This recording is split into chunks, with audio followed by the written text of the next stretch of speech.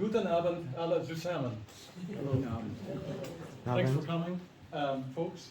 I'm not sure exactly what you're going to come away with after this talk, but hopefully you'll be very good at the next Dudelsack trivia quiz night with little details that you might learn. I hope you'll just have some fun and you might learn some things. And if you have any comments, just but we have about an hour, right? So it's 100 things.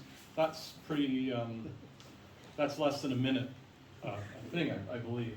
So let's start with the origins of the bagpipe. So the bagpipe comes from hazy history. No one knows for sure, but it's very old, and it comes in many, many different forms. And the earliest that we know of is from a Hittite slab from 1000 BC. So that's a long time. But at the same time,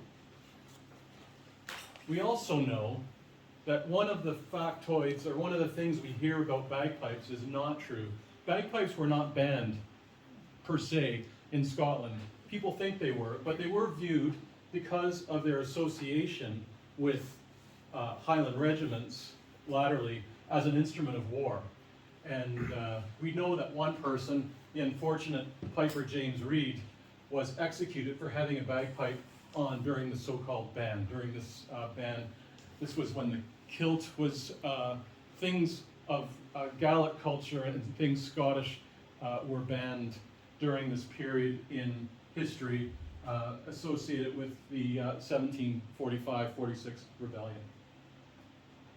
So we're to number 3 already, and this is related to the first reference to the bagpipes, and it comes in the Scottish bagpipes at least, and this is related to French history, and this is in the Battle of Pinkie Cleugh, and it's 1547, and I've tried to give you, as I go, I'm going to acknowledge the translations, they're not professional. You can see they're not professional translations, but I thought they might help, even though they're machine generated, they might help some of you who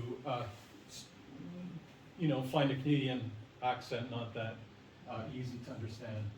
So, by the way, the Battle of Pinkie Cleugh, as a Canadian would say it, was on the banks of the River Esk in a beautiful part of Scotland a long time ago.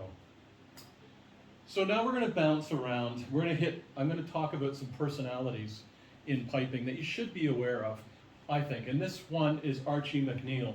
And he was a fella who came, his father's family came from the island of Gia in the deep Inner Hebrides off the coast of, I think, just north of the Argyll Peninsula.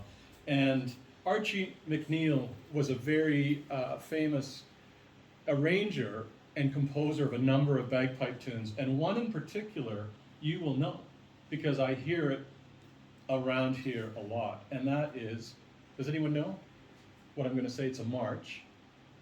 Donald MacLean's Farewell to Oban.